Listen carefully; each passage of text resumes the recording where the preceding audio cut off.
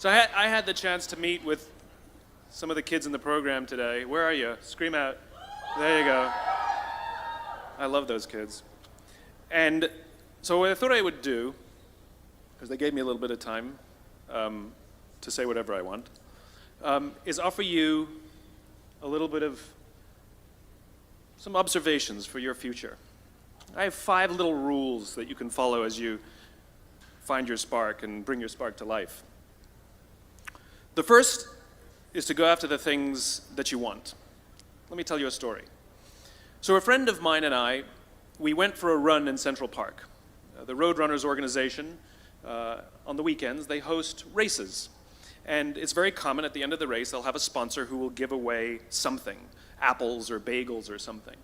And on this particular day, when we got to the end of the run, there were some free bagels. And they had picnic tables set up, and on one side was a group of volunteers. On the table were boxes of bagels, and on the other side was a long line of runners waiting to get their free bagel. So I said to my friend, let's get a bagel. And he looked at me and said, that line's too long. And I said, free bagel. And he said, I don't want to wait in line. And I was like, free bagel. And he says, nah, it's too long. And that's when I realized that there's 2 ways to see the world.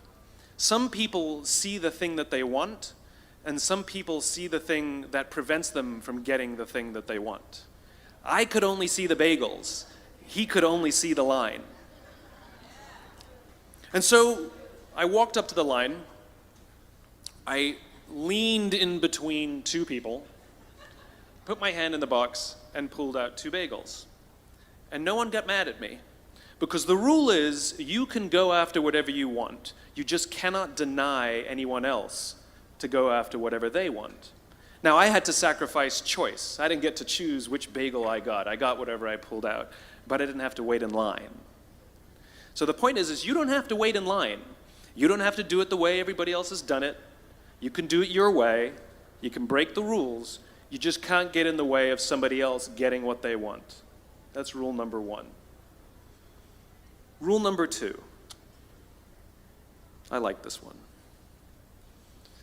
In the 18th century, there was something that spread across Europe and eventually made its way to America called puerperal fever, also known as the Black Death of childbed.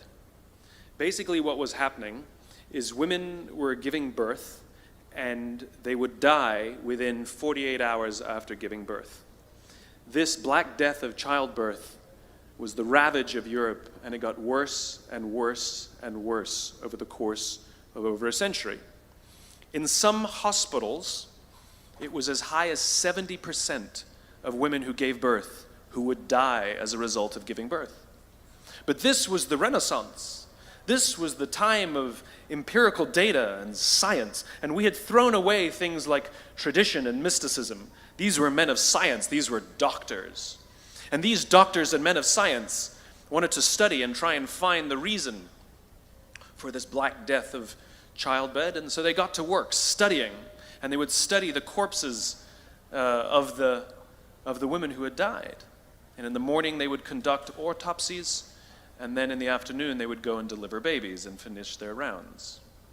And it wasn't until somewhere in the mid-1800s that Dr. Oliver Wendell Holmes, father of Supreme Court Justice Oliver Wendell Holmes, realized that all of these doctors who were conducting autopsies in the morning weren't washing their hands before they delivered babies in the afternoon. And he pointed it out and said, guys, you're the problem. And they ignored him and called him crazy for 30 years. Until finally somebody realized that if they simply washed their hands, it would go away. And that's exactly what happened. When they started sterilizing their instruments and washing their hands, the Black Death of childbed disappeared. My point is, the lesson here is, sometimes you're the problem. We've seen this happen all too recently with our new men of science and empirical studiers and these men of finance. who were smarter than the rest of us until the thing collapsed. And they blamed everything else except themselves. And my point is take accountability for your actions. You can take all the credit in the world for the things that you do right, as long as you also take responsibility for the things you do wrong. It must be a balanced equation. You don't get it one way and not the other. You get to take credit when you also take accountability. That's lesson 2. Lesson 3, take care of each other. The United States Navy SEALs are perhaps the most elite warriors in the world. And one of the SEALs was asked, who makes it through the selection process? Who is able to become a SEAL? And his answer was, I can't tell you the kind of person that becomes a SEAL. I can't tell you the kind of person that makes it through BUDS. But I can tell you the kind of people who don't become SEALs. He says the guys that show up with huge, bulging muscles covered in tattoos who want to prove to the world how tough they are, none of them make it through. He said the preening leaders who like to delegate all their responsibility and never do anything themselves, none of them make it through. He said the star college athletes who've never really been tested to the core of their being, none of them make it through. He says some of the guys that make it through are skinny and scrawny. He said some of the guys that make it through, you will see them shivering out of fear. He says, however, all the guys that make it through, when they find themselves physically spent, emotionally spent, when they have nothing left to give physically or emotionally, somehow, some way, they are able to find the energy to dig down deep inside themselves, to find the energy to help the guy next to them. They become SEALs, he said. You want to be an elite warrior. It's not about how tough you are. It's not about how smart you are. It's not about how fast you are. If you want to be an elite warrior, you better get really, really good at helping the person to the left of you and helping the person to the right of you. Because that's how people advance in the world. The world is too dangerous and the world is too difficult for you to think that you can do these things alone. If you find your spark, I commend you. Now, who are you going to ask for help, and when are you going to accept help when it's offered? Learn that skill. Learn by practicing helping each other. It'll be the single most valuable thing you ever learn in your entire life. To accept help when it's offered and to ask for it when you know that you can't do it. The amazing thing is when you learn to ask for help, you'll discover that there are people all around you who've always wanted to help you. They just didn't think you needed it because you kept pretending that you had everything under control. And the minute you say, I don't know what I'm doing, I'm stuck, I'm scared, I don't think I can do this, you will find that lots of people who love you will rush in and take care of you.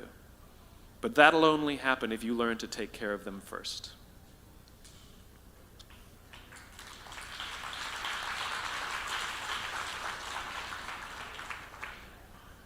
Lesson 4. Nelson Mandela is a particularly special case study in the leadership world because he is universally regarded as a great leader.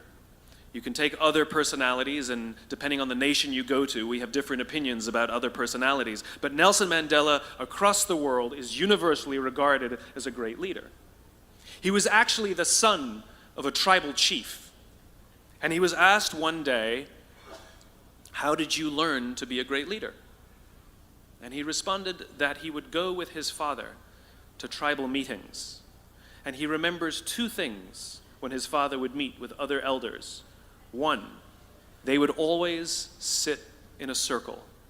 And two, his father was always the last to speak. You will be told your whole life that you need to learn to listen. I would say that you need to learn to be the last to speak.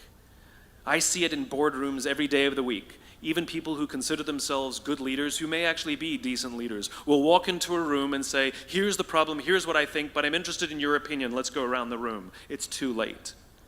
The skill to hold your opinions to yourself until everyone has spoken does two things. One, it gives everybody else the feeling that they have been heard.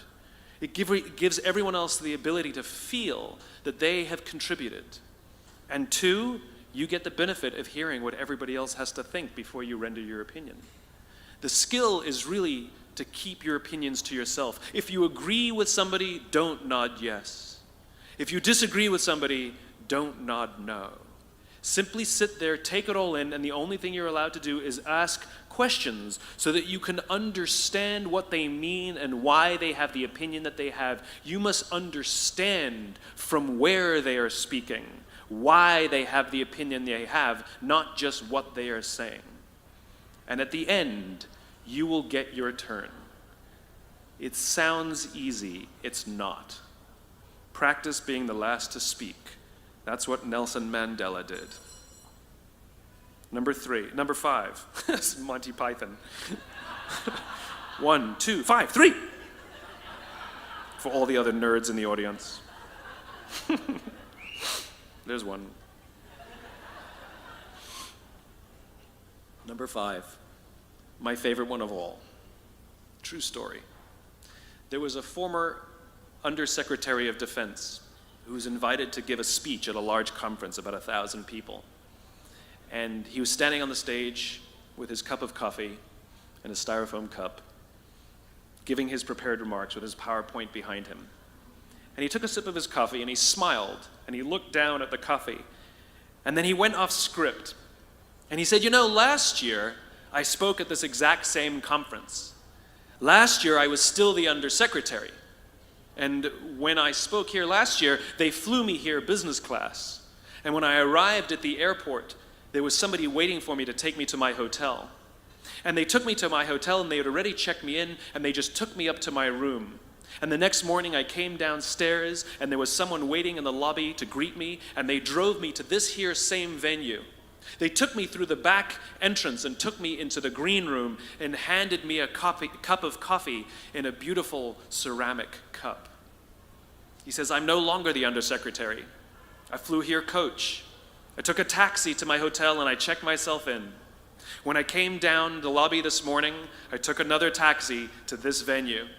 I came in the front door and found my way backstage, and when I asked someone, do you have any coffee? He pointed to the coffee machine in the corner, and I poured myself a cup of coffee into this here styrofoam cup. He says the lesson is, the ceramic cup was never meant for me. It was meant for the position I held. I deserve a styrofoam cup. Remember this. As you gain fame, as you gain fortune, as you gain position and seniority, people will treat you better. They will hold doors open for you. They will get you a cup of tea and coffee without you even asking. They will call you sir and ma'am, and they will give you stuff. None of that stuff is meant for you. That stuff is meant for the position you hold. It is meant for the level that you have achieved of leader or success or whatever you want to call it. But you will always deserve a styrofoam cup. Remember that. Remember that lesson of humility and gratitude. You can accept all the free stuff. You can accept all the perks. Absolutely, you can enjoy them. But just be grateful for them and know that they're not for you. I remember getting off the Acela. I took the Acela from New York to Washington, D.C. And I got off the train like everybody else. And I was walking down the platform like everyone else. And I walked past General Nordy Schwartz, who used to be the chief of staff of the United States Air Force, the head of the Air Force. And here I did, you see a guy in a suit schlepping his own suitcase down the platform just like me. And just a couple months ago, he was flying on private jets and he had an entourage and other people carried his luggage. But he no longer held the position. And so now he got to drag his own suitcase. And never did it sort of remind me more that none of us deserve the perks that we get. We all deserve a styrofoam cup. It was a pleasure meeting you guys this afternoon. I was blown away by your honesty and your curiosity and your poise. And I am confident that the future is bright, despite the fact that America looks like an absolute mess right now.